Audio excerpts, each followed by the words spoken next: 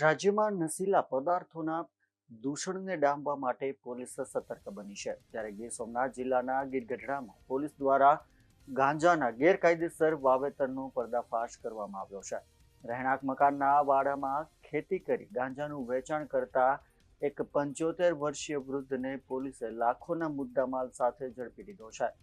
ગીરગઢડાની ઢોરા શેરી અને ઉના રોડ વિસ્તારમાં એનડીપીએસ એક્ટ હેઠળ ગીર સોમનાથ એસઓજી અને એલસીબી ટીમ દ્વારા સંયુક્ત રેડ કરવામાં આવી હતી, જ્યાં ભીખાભાઈ મકવાણા નામના 75 વર્ષીય વૃદ્ધના મકાનમાં વાડામાં તપાસ કરતા પોલીસ પણ ચોંકી ઉઠી હતી. આરોપી પોતાના ઘરમાં વાડામાં જ ગુપ્ત રીતે ગાંજાનું વાવેતર કર્યું હતું અને પોલીસને તપાસ દરમિયાન અડધા ફૂટથી લઈને 4 ફૂટ સુધીની લંબાઈના ગાંજાના લીલા છોડ મળી આવ્યા હતા.